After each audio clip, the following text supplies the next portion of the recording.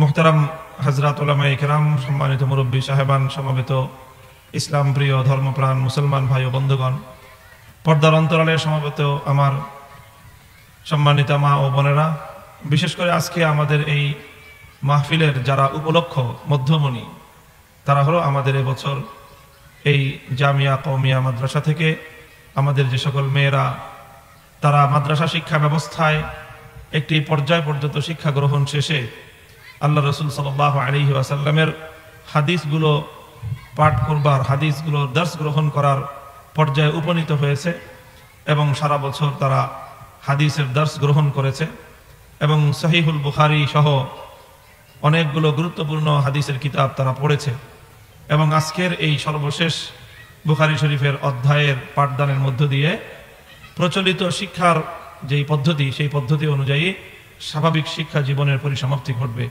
আল্লাহ রাব্বুল আলামিন আমাদের এই মেয়েগুলোকে আল্লাহর দ্বীনের জন্য, কোরআনের খিদমতের জন্য, দ্বীনের খিদমতের জন্য আল্লাহ কবুল করেন। তো আমি মূল তো কথা বলবো তাদেরকে উপলক্ষ করেই, তাদেরকে লক্ষ্য করেই। মধ্যখান দিয়ে আমরা যারা হাদিসের কথা শুনবো আমাদেরও ইনশাল্লাহ ফায়দা হবে। তো সময় তো আসলে খুবই সংক্ষিপ্ত সময়ে আমি সর্বশেষ যে অধ্যায়টি ইমামে বুখারী রাহমাতুল্লাহি আলাইহির এই জগৎ বিখ্যাত হাদিস গ্রন্থ থেকে আমি পাঠ করলাম, এর মৌলিক কয়েকটি কথা বলবো। প্রথম কথা হলো যে ইমাম বুখারী রাহমাতুল্লাহি আলাইহি তিনি সর্বশেষ যেই আলোচনার মাধ্যমে তার কিতাবটি সমাপ্ত করছেন সেটি হলো মুসলমানদের একটি আকীদা, মুমিনের একটি আকীদাকে সাব্যস্ত করছেন, প্রতিষ্ঠিত করছেন। সেই আকীদাটি হলো, বিশ্বাসটি হলো আল ওয়াজনু হাক্কুন। আল ওয়াজনু হাক্কুন অর্থাৎ আল্লাহ রাব্বুল আলামিন মানুষের আমল, মানুষের কথা, মানুষের সবকিছু এগুলো আল্লাহ কিয়ামতের দিন ওজন দিবেন এবং ওজন দেওয়ার মাধ্যমে আল্লাহ পাক নেকি এবং বদি পরিমাপ করে তারপরে আল্লাহ বিচার করবেন। যার নেকির পাল্লা ভারী হবে তার ঠিকানা হবে জান্নাত, যার গুনাহের পাল্লা ভারী হবে ফা উম্মুহু হাবিয়া, তার ঠিকানা হবে জাহান্নাম। এই কথাটা কোরআনে, এই কথাটা একটা বিশ্বাস যে মানুষের আমল কি হবে, ওজন দেওয়া হবে। মানুষের মুখে যেই কথাগুলো বলে সেই কথাগুলো কি দেওয়া হবে, ওজন দেওয়া হবে। ইসলামে এরকম অনেক বিশ্বাস আছে, সেই বিশ্বাসগুলোকে যখন একজন মানুষ সর্বান্তকরণে ধারণ করে নেয়, মেনে নেয়, তখন তাকে বলা হয় মুমিন। আর ইসলামের এই বিশ্বাসগুলোর ব্যাপারে কোনো ব্যক্তির যদি বিন্দুমাত্র সন্দেহ বা সংশয় থাকে তাহলে সে ইমানদার হতে পারে না। অন্য কিছু হতে পারে, নামাজি হয়, হাজি হয়, গাজী হয়, কত কিছু হয়, কিন্তু ইমানদার হতে পারে না। মুহতারাম হাজিরিন, কোরআনে পাকের মধ্যে গণনার কম বেশির মত পার্থক্য হিসাবে প্রায় ৩,৫০০ আয়াত আছে। ৩,৫০০ কম বেশি গণনা, ৩,৬৬৬ যেটা বলা হয়, এই সংখ্যাটা কোনো প্রমাণিত সংখ্যা না, তবে ৩,৫০০-এর কম বেশি কোরআনে পাকের মধ্যে আয়াত আছে। প্রত্যেকটা আয়াতের মধ্যে আল্লাহর পক্ষ থেকে বান্দাকে লক্ষ্য করে এক বা একাধিক মেসেজ আছে, বক্তব্য আছে। কোথাও কোনো বিধান আছে, কোথাও কোনো ইতিহাসের আলোচনা আছে, কোথাও কোনো নসিহত আছে। তবে প্রত্যেকটা আয়াতের মধ্যেই এক বা একাধিক মেসেজ, সংবাদ, বক্তব্য আল্লাহর পক্ষ থেকে দুনিয়ার মানুষকে লক্ষ্য করে বলা হয়েছে। এই যে আমরা কমস কম ধরে নেই ৩,৫০০ মেসেজ আল্লাহর পক্ষ থেকে আছে কোরআনের মধ্যে। এই ৩,৫০০ মেসেজ সবগুলোকে যদি কেউ মেনে নেয় তাহলে তার নাম হলো ইমানদার। আর কেউ যদি সবগুলো মানলো, শুধু একটা বক্তব্যের ১,০০০ ভাগের ১ ভাগের ক্ষেত্রে তার দ্বিমত থাকলো, সে বেঈমান। এটা হলো শুধু কোরআনের কথা বললাম। আলা ইন্নী উতীতুল কুরআনা ওয়া মিসলাহু মাআহু আও আকসার, ঠিক তদ্রূপ কোরআনের মতো ৩,৫০০ অথবা তার চেয়েও আরো বেশি, বরং বেশি এরকম বক্তব্য আছে হাদিসের মধ্যে আল্লাহর নবীর পক্ষ থেকে। আমাদের হযরত মাওলানা আব্দুল বাসিত খান সাহেব হুজুর সুন্দর করে বুঝিয়েছেন যে ওয়াহি দুই প্রকার হয়, একটা কোরআনের ওয়াহি আর একটা হাদিসের ওয়াহি। তো এই হাদিসের মধ্যেও এরকম বক্তব্য আসে ৩,৫০০-৪,০০০ এক একটা কথা। এই সবগুলো কথাকে সর্বান্তকরণে মেনে নিলে তার নাম হয় ইমানদার। কোনো একটা কথার ব্যাপারে ১,০০০ ভাগের ১ ভাগ যদি কারো সংশয় থাকে তাহলে সে ইমানদার হতে পারে না। এই জন্য ইমানের ব্যাপারে কোনো ছাড় নাই। আমলের ক্ষেত্রে ত্রুটি করলে আল্লাহ ক্ষমা করে দিবেন, কিন্তু ঈমানের ক্ষেত্রে বিন্দুমাত্র কোনো দুর্বলতা, এটা আল্লাহ পাক রব্বুল আলামিনের নিকটে গ্রহণযোগ্য হবে না। তো তো ঠিক ওই রকম বক্তব্যগুলোর মধ্যে একটা বক্তব্য হলো আল ওয়াজনু হাক্কুন, যে ওজন হবে, বান্দার আমল ওজন হবে, বান্দার কথা ওজন হবে। কিন্তু দুনিয়াতে সর্বযুগেই এমন কিছু মানুষ এখনো আছে, তখনও ছিল। তাদের মূল থিওরি আর দর্শন হলো যেটা বুঝে আসে না সেটা তারা মানে না। তাদের কথা হলো, আমি আমল করলাম, পায়ে হেঁটে মসজিদে গেলাম, এটা একটা আমল। আমি রমজান মাসে সারাদিন না খেয়ে থাকলাম, এটা একটা আমল। আমি একজনকে সাদাকা করলাম, এটা একটা আমল। আমি একজনকে একটা ভালো কথা বললাম, এটা একটা আমল, ভালো আমল। আমি একজনকে একটা গালি দিলাম, এটা হলো একটা খারাপ আমল। আমি চোখ দিয়ে সিনেমা দেখলাম, এটা একটা খারাপ আমল। কান দিয়ে গান শুনলাম, এটা একটা খারাপ আমল। তো আমি শুনলাম, কাজ করলাম, কথা বললাম, এটাকে আবার ওজন দেওয়া হয় কিভাবে? এই বিষয়টা মানুষের বুঝে আসে না অনেকের। এটা এই যুগেও কিছু মানুষের বুঝে আসে নাই, সেই যুগেও কিছু মানুষের বুঝে আসে নাই। কিন্তু বুঝে না আসার পর দুনিয়াতে কিছু মানুষ তারা যেই মতবাদের উপর চলে সেটা হলো এটা যেহেতু আমাদের বুঝে আসে না, লজিক ধরে না, যুক্তিতে ধরে না, সুতরাং এটা আমরা মানতে পারি না। ইমাম বুখারীর যুগেও এরকম কিছু মানুষ ছিল যারা মুনকিরিনে ওজন, যারা মানুষের আমল এবং কথা ওজন হবে এই কথাটাকে তারা অস্বীকার করত। ইমাম বুখারী রাহমাতুল্লাহি আলাইহি সেই কুফরি মতবাদকে খণ্ডন করার জন্য এই অধ্যায় সাব্যস্ত করেছেন যে না, ওজন এটা সত্য এবং এটা প্রমাণিত। বান্দার আমল এবং বান্দার কথা ওজন হওয়া এটা কি প্রমাণিত, এটা বিশ্বাস করতে হবে। এখন ওজন যে সত্য, ওজন যে প্রমাণিত, মানুষের আমল এবং কথা ওজন হবে, এটার দলিল কি? এই দলিল দিতে গিয়ে ইমাম বুখারী রাহমাতুল্লাহি আলাইহি দুইটা দলিল পেশ করেছেন। তিনি কোনো যুক্তির অবতারণা করেননি, কোনো সায়েন্টিফিক সূত্র দিয়ে বুঝাননি, বিজ্ঞানের সূত্র অথবা কোনো দর্শনের যুক্তি তিনি উপস্থাপন করেননি। কেন করেননি? কারণ ইসলামের কোনো বিষয় কোনো বৈজ্ঞানিক সূত্রের উপর নির্ভরশীল নয়, কোনো দর্শনের যুক্তির উপর নির্ভরশীল নয়, বরং ইসলামের প্রত্যেকটি বিষয় নির্ভরশীল হলো দুই ধরনের দলিলের উপর। এক নম্বর দলিলের নাম হলো কিতাবুল্লাহ, দুই নম্বর দলিলের নাম হলো সুন্নাতু রাসূলিল্লাহ, অর্থাৎ আল্লাহর কিতাব কোরআনের দলিল, দুই নম্বর হলো আল্লাহর নবীর সুন্নাহ হাদিসের দলিল। কোরআন এবং হাদিসের মাধ্যমে, কোরআন অথবা হাদিস, কোরআন এবং হাদিস এর মাধ্যমে যেই কথা প্রমাণ হবে সেটাকে বিশ্বাস করার নাম হলো ঈমান।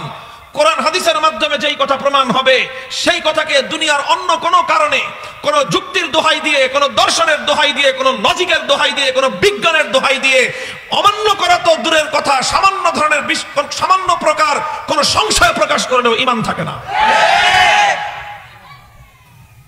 মুহতারাম হাজিরিন, এটা খুব জরুরি কথা যে পৃথিবীতে সর্বকালই এমন কিছু মানুষ অতিক্রান্ত হয়েছে যারা ইসলামের অনেক মৌলিক বিশ্বাসের বিষয়ে, অনেক মৌলিক বিধানের বিষয়ে তারা সংশয়ের শিকার। জাস্ট শুধুমাত্র আপনাদেরকে এই বিষয়টার গুরুতরতা, আমি লম্বা কথা বলবো না, 5টার মধ্যেই শেষ করব, নামাজ ইনশাআল্লাহ আমরা 5টার মধ্যেই পড়ব। বিষয়টার গুরুতরতা বোঝানোর জন্য যে কতটা ভয়াবহ, আমি একজন মানুষকে শ্রদ্ধা করি এবং আমাদের বাংলাদেশের প্রায় সকল মানুষই শ্রদ্ধা করেন। খুবই উচ্চ শিক্ষিত একজন মানুষ, সজ্জন এবং সুশীল একজন মানুষ, বাংলাদেশের কিংবদন্তি চিকিৎসাবিদ, কিংবদন্তি বলা চলে যে লোকটাকে, ডক্টর জাফরুল্লাহ চৌধুরী। তার শিক্ষা দীক্ষা, তার জীবন আচার জনগণের জন্য, দেশের জন্য তার সারাটা জীবন উৎসর্গিত। এই সকল বিষয়গুলোকে আমরা শ্রদ্ধা করি, সন্দেহের কোনো অবকাশ নাই। মুক্তিযুদ্ধের সময়ে তিনি শিক্ষা অর্জন করে লন্ডনের উচ্চ বেতনের চাকরি ছেড়ে দিয়ে তিনি ময়দানে এসে, ফিল্ডে এসে মুক্তিযুদ্ধের সময়ে তিনি চিকিৎসার দিক থেকে মুক্তিযোদ্ধাদেরকে সহায়তা দিয়েছেন। এরকম একজন ব্যক্তি শিক্ষারও আন্তর্জাতিক বিশ্বে বাংলাদেশের পক্ষ থেকে চিকিৎসা বিজ্ঞানের ক্ষেত্রে তিনি প্রতিনিধিত্ব করেন। এত বড় বাংলাদেশের পক্ষ থেকে করোনা টেস্টের জন্য সর্বপ্রথম তারা সারা বিশ্বব্যাপী চ্যালেঞ্জ গ্রহণ করে করোনা টেস্টের যে কিট আবিষ্কার করেছিলেন, গণস্বাস্থ্য যে ওনার প্রতিষ্ঠান আছে সেটার পক্ষ থেকে। কত বড় ব্যক্তি। সাম্প্রতিক এক আলোচনায় দেখা গেল যে ইসলামের অনেক মৌলিক বিষয় সম্পর্কেই ওনার প্রশ্ন রয়ে গেছে। উনি বললেন সেটা যে আল্লাহ রাসূল কোরআনে পাকের মধ্যে একটা আয়াতের মধ্যে আল্লাহ স্পষ্টভাবে বলে দিয়েছেন যে আল্লাহর নবীর স্ত্রীগণ ও আজওয়াজুহু উম্মাহাতুহুম, নবীর স্ত্রীগণ মুমিনদের মা। ওয়ালা আন তানকিহা বাদাহু আজওয়াজাহু ওয়ালা আন তানকিহা আজওয়াজাহু মিন বাদিহি আবাদা। হে মুমিন, তোমাদের জন্য নবীর কোন স্ত্রীকে নবীর মৃত্যুর পরেও বিবাহ করা বৈধ নয়। এটা কোরআনের স্পষ্ট কথা যে উম্মাহাতুল মুমিনিন, আল্লাহর নবীর স্ত্রীগণ আমাদের কি লাগেন। এজন্য আমরা ওনাদের সকলকে কি বলি? উম্মুল মুমিনিন, মানে মুমিনদের মা, মুমিন জননী। হযরত আয়েশা মুমিন জননী, হযরত হাফসা মুমিন জননী, হযরত খাদিজা উম্মুল মুমিনিন, হযরত সাফিয়া উম্মুল মুমিনিন, উম্মে হাবিবা, হযরত এই যে উম্মে সালামা, ওনারা সবাই আমাদের মা। তো আল্লাহ পাক ওনাদেরকে ঈমানদারদের মা সাব্যস্ত করেছেন। আর নবীর ইন্তেকালের পরেও কোন উম্মতের জন্য নবীর স্ত্রীদেরকে বিবাহ করা হারাম করে দিয়েছেন। এটা কোরআনের বিধান, এটা আল্লাহর অকাট্য বিধান। অথচ এত বড় একজন শিক্ষিত মানুষ 2021 সালে এসে বলতেছে যে এটা কিরকম কথা হলো, এটা তো আমার মানতে পারতেছি না আমি। আউযুবিল্লাহ। তিনি অবশ্য পরবর্তীতে ওনার এই সকল কথা থেকে উনি ফিরে এসেছেন এবং উনি ইসলাম নিয়ে স্টাডি করতেছেন, কোরআন শিখতেছেন, আমাদের বড় বুজুর্গদের কাছে গেছেন। অর্থাৎ ওনার কাছে অনুসন্ধিৎসা আছে। আল্লাহ পাক ওনাকে ইসলামের জ্ঞান দান করুন। কোরআনের নূরের দ্বারা আল্লাহ পাক ওনার জীবনকে আলোকিত করে দেন। উনি দেশ এবং জাতির জন্য যে অবদান রেখেছেন, নিঃস্বার্থ একজন মানুষ।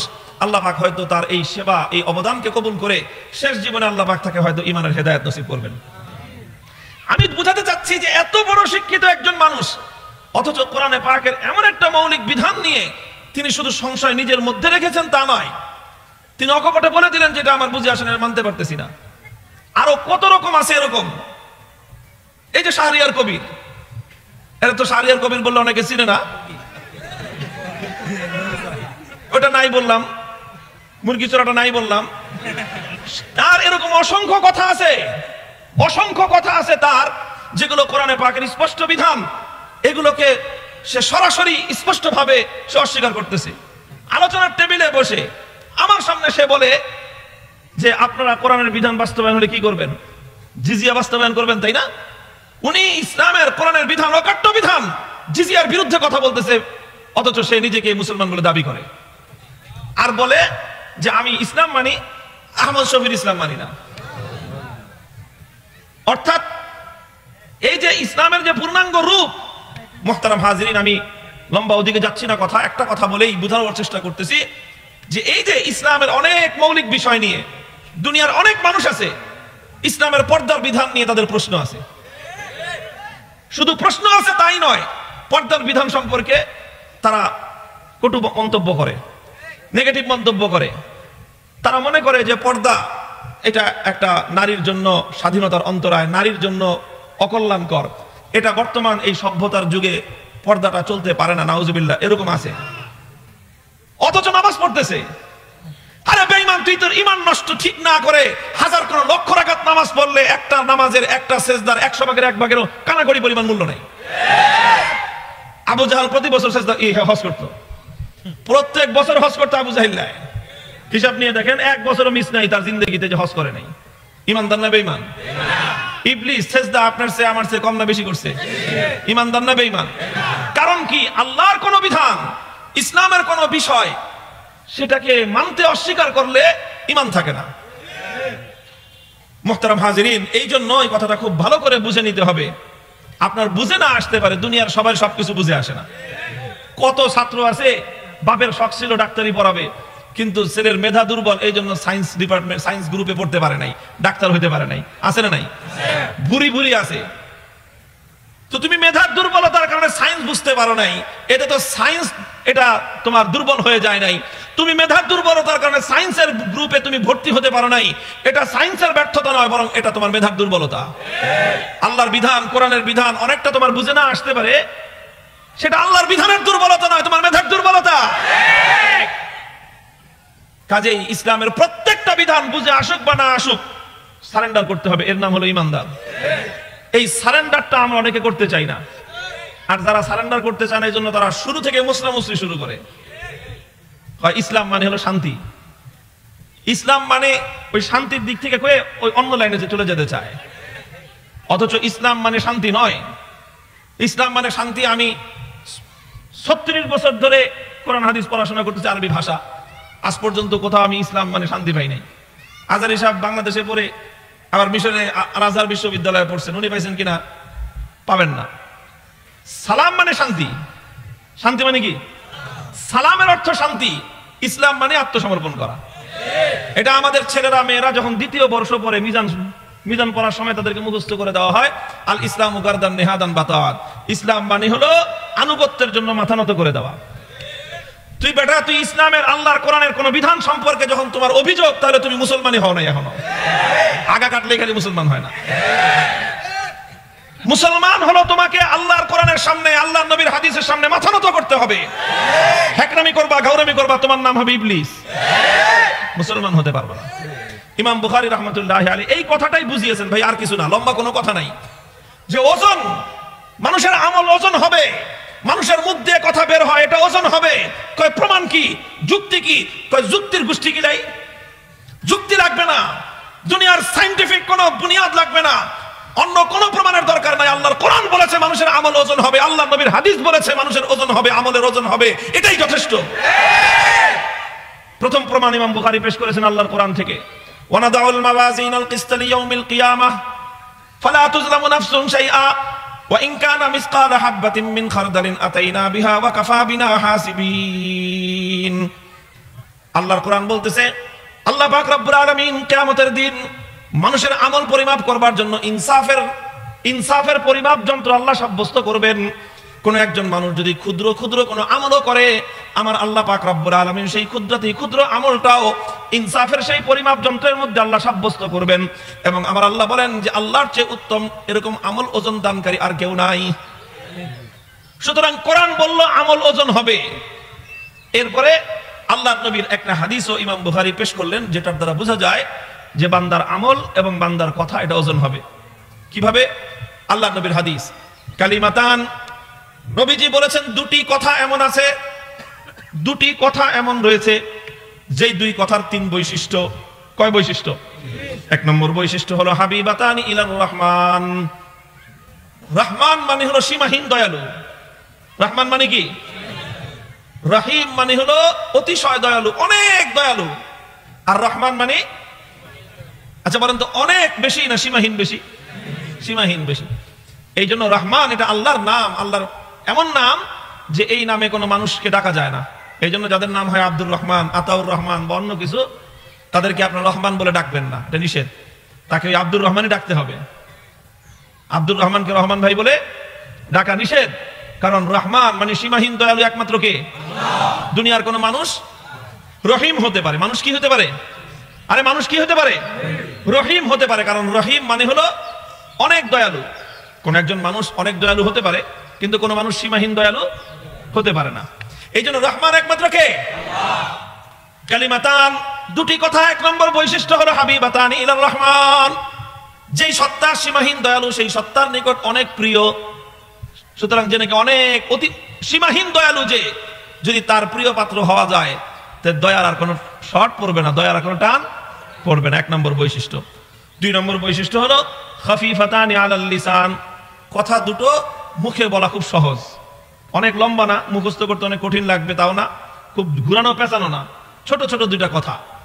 প্রথম হলো সীমাহীন দয়ালুর কাছে অনেক প্রিয়। দ্বিতীয় বৈশিষ্ট্য হলো মুখে বলতে, মুখস্থ রাখতে, উচ্চারণ করতে খুব সহজ। কিন্তু সাইজে ছোট হলে কি হবে? বুঝলেন না? বিন্দি মরিচ সাইজে ছোট হলে কি হবে? ঝাল কিন্তু খুব বেশি। এই কথা দুইটা মুখে উচ্চারণ করতে খুব সহজ, খুব ছোট্ট, কিন্তু কিয়ামতের দিন যখন আল্লাহ পাক রব্বুল আলামিন আমলের পরিমাপ যন্ত্র সাব্যস্ত করবেন, তখন সেই মিজানের মধ্যে এই দুটো কথা অনেক ভারী হয়ে যাবে। শাইখুল হাদিস আল্লামা আজিজুল হক রাহমাতুল্লাহ আলাইহি মিসাল দিতেন যে অনেক জিনিস দেখতে অনেক বড় হয়, পাল্লায় উঠাইলে ওই কাঁটাই নড়ে না। আছে না তুলার বস্তা, ইয়া বড় বস্তা, উঠাইলে আধা কেজি 1.5 কেজি, কাঁটাই ঘুরে না। মুড়ির বস্তা, খেরের টিপি, ট্রাক ভরে খের নিয়ে যেতেছে, মাপ দিলে দেখা যায় 15 কেজি। আছে না এরকম? আবার কিছু জিনিস আছে খুব ভারী, লোহা অনেক ভারী। আর লোহার চেয়ে আর অনেক ভারী একটা জিনিস আছে সীসা। ছোট্ট জিনিস, এতটুকু সীসা, পরিমাপে এতটুকু হবে দেখতে, আপনি মনে করবেন এটা মনে হয় 3 কেজির একটা ওজনের লোহার টুকরা হবে। উঠাইতে গিয়ে দেখবেন যে 1.5 মণ। 1.5 মণের সীসা এতটুকু হয়, এই যে এতটুকু একটা সীসার টুকরা হয় 1.5 মণ। দেখতে ছোট দেখা যায়, কিন্তু ওটা পাল্লায় উঠায় দিলে দেখা যাবে যে আপনার যে কাঁটা, এটা 1.5 মণে গিয়ে ঠেকছে। তো এই দুটো কথা সাইজে ছোট হতে পারে, আকারে ছোট হতে পারে, কিন্তু কিয়ামতের দিন বান্দার আমলের পরিমাপ যন্ত্রের মধ্যে, মিজানের মধ্যে অনেক কি হয়ে যাবে, ভারী হয়ে যাবে। তাহলে কথার মধ্যে ওজন আছে না নাই? আল্লাহর নবী বলতেছেন কথার মধ্যে ওজন আছে। কথা ছোট হলেও কি হবে, ওজন আছে। কথা ছোট হলে কি হবে, এরকম খারাপ ভালো কথার মধ্যে যেরকম ভালো ওজন আছে, অনেক খারাপ কথার মধ্যে অনেক খারাপ ওজন আছে। কুফরি কথা, শিরকি কথা, ছোট্ট ছোট্ট কথা, তাকাদুস সামাওয়াতু ইয়াতাফাত্তারনা মিন ফাওকিহিন্না, একটা শিরকের কথা এত ভারী, এত বিষাক্ত যে আসমান মাথার উপর থেকে পড়ে যেতে চায় একটা শিরকের কথার কারণে। মুহতারাম হাজিরিন, কথা দুটো হলো, এক নম্বর কথা সুবহানাল্লাহি ওয়া বিহামদিহি, দুই নম্বর কথা হলো সুবহানাল্লাহিল আযীম। আবার বলেন, এক নম্বর কথা হলো সুবহানাল্লাহি ওয়া বিহামদিহি, দুই নম্বর কথা হলো সুবহানাল্লাহিল আযীম। তাহলে কোরআনের আয়াতের দ্বারা সাব্যস্ত হলো কিয়ামতের দিন আল্লাহ পাক মানুষের আমল এবং কথা পরিমাপ করবার জন্য মিজান স্থাপন করবেন। আর আল্লাহর নবীর হাদিসের দ্বারা বোঝা গেল যে মানুষের কথা এবং মানুষের আমল এটা ওজন হবে। কোন কোন কথা ওজনে অনেক ভারী হয়ে যাবে, কোন কোন আমল ওজনে অনেক ভারী হয়ে যাবে, কোন কোন আমল ওজনে হালকা হয়ে যাবে। মানুষের আমল ওজনের মধ্যে কিয়ামতের দিন কিন্তু গণা হবে না। কি করা হবে না? এটা কাউন্ট করা হবে না যে কয়টা করছো, কয় রাকাত নামাজ পড়ছো, তারপরে কয়টা আমল করছো, তা গণনা করা হবে না। কি করা হবে? ওজন দেওয়া হবে যে আমলের মধ্যে ওয়েট কি পরিমাণ আছে, ওজন দেওয়া হবে। এই জন্য বান্দা আমলের কোয়ান্টিটি বাড়ানোর চেয়ে ওজন বাড়াবার চেষ্টা করবেন বেশি। নামাজের রাকাত, লাইলাতুল কদরে কয় রাকাত নামাজ পড়ছো? 1150 চলতেছে, 1000 পার। তুমি ঘোড়ার ডিম পড়ছো 1150 রাকাত। তোমার এই সমস্ত নামাজ এগুলো হালকা, এগুলি বাতাসে উড়ে যাবে। নামাজ পড়বা সারা রাত মিলে 8 ঘন্টা লাগায়, আমি 8 রাকাত নামাজ পড়বা, 16 রাকাত নামাজ পড়বা, 8 ঘন্টা লাগায়, এক এক ঘন্টায় 2 রাকাত নামাজ পড়বা। কয় হুজুর কোরআন শরীফ তো এত পারি না, এত পারার দরকার নেই তো। আল্লাহর নবী সারা রাত এক রাকাতে এক আয়াত পড়তেন, সারা রাত, রাত পার করে দিয়েছেন কয় আয়াত পড়তে? এক আয়াত। আপনি সূরা ইখলাস পড়বেন সারা রাত, আল্লাহ পাক প্রত্যেকবারই সূরা ইখলাসের সমপরিমাণ সওয়াব দান করবেন। সুবহানাল্লাহ। মুহতারাম হাজিরিন, কাজেই বান্দার আমলকে কিভাবে ওজন বাড়ানো যায় সেই চেষ্টা আমাদের করতে হবে। সার কথা হলো ইমাম বুখারী এটাই সাব্যস্ত করলেন যে ওজন এটা সত্য না মিথ্যা, এটা প্রমাণিত না অপ্রমাণিত? কিসের দ্বারা প্রমাণিত? আল্লাহর কোরআনের দ্বারা, নবীর হাদিসের দ্বারা। ইমানদারদের কাছে কোরআন এবং হাদিসের দ্বারা কোনো কথা প্রমাণিত হওয়ার পর ওই কথার ব্যাপারে যদি কেউ ভিন্ন কথা বলতে আসে, গজারের লাঠি ছাড়া আর কোনো উত্তর নাই। ওখানে অন্য কোনো কেউ নসিহত করতে আসবেন না যে একটু বুঝে। এখন আবার কি বুঝানো রে? কোরআনের আয়াত বলে রাখছে 1400 বছর আগে, এখনো তুই বুঝিস নাই? নবীজি 1400 বছর আগে বলে দিয়ে গেছেন, তুই বুঝিস নাই? গজারের লাঠিগুলি দুনিয়াতে আছে কি জন্য? এগুলোর তো কোনো কামে লাগাইতে হবে নাকি? আছে। যারা আল্লাহর কোরআনের কথার উপর বিভিন্ন সময় কটূক্তি করে, কটাক্ষ করে, আল্লাহর নবীর শান নিয়ে কটূক্তি করে, কটাক্ষ করে, 2021 সালে এসে বলবেন তাদেরকে নসিহত করতে, তাহলে 1500 বছর পর্যন্ত কি ঘোড়ার ঘাস কাটছে হুজুররা? সবসময় সোজা আঙ্গুল দিয়ে ঘি উঠে না। কথা বলেন ঠিক না বেঠিক? এই জন্য অনেক সময় এই গজারের লাঠি দিয়েও সোজা করতে হয়। বহু মানুষকে আল্লাহ পাক রব্বুল আলামিন কিয়ামতের দিন এমন ভাবে জান্নাতে নেবেন, যারা জান্নাতে যাইতে চায় নাই, মুজাহিদরা গলার মধ্যে শিকল বেঁধে জান্নাতে নিয়ে গেছে। যারা হেদায়েত কবুল করতে চায় নাই এমনি সহজ পথে গজারের লাঠি দেখে সোজা হয়েছে। বহু মানুষ এরকম কিয়ামতের দিন মিলবে, তখন কেবল হুজুর আরেকটু বেশি করে পিটাইতে নাম করে বলবে। এটা বুখারী শরীফের হাদিসের মধ্যে আসছে, আবু হুরায়রা রাদিয়াল্লাহু তাআলা আনহু থেকে কিতাবুত তাফসীরের মধ্যে হাদিস, যে বহু মানুষ এমন হবে যে ওরা জান্নাতে যেতে চায় না, কিন্তু মুসলমানরা, এই হুজুররা, এই মুজাহিদরা এদেরকে গলায় শিকল দিয়ে বাইন্ধা আইন না তারপরে জান্নাতে নিয়ে যায়। তেরা কারা? এই যে কোরআন সম্পর্কে কোনো কথা মানতে চায় না, হাদিস সম্পর্কে কোনো কথা মানতে চায় না, গজারের লাঠি দেখলে তারা মাথা মাথা করে। আল্লাহ পাক আমাদেরকে বুঝবার তৌফিক দান করেন। কোরআন হাদিসের দলিল যেখানে আমরা আছি সেখানে, কোরআন হাদিসের দলিল যেখানে নাই আমরাও সেখানে নাই। কোরআন এবং হাদিসের সামনে সম্পূর্ণরূপে, নিঃশর্ত রূপে, পূর্ণাঙ্গ রূপে, সর্বান্তকরণে আত্মসমর্পণ করার নামই হলো ইসলাম, আত্মসমর্পণ করার নামই হলো ঈমান। আল্লাহ পাক রব্বুল আলামিন আমাদেরকে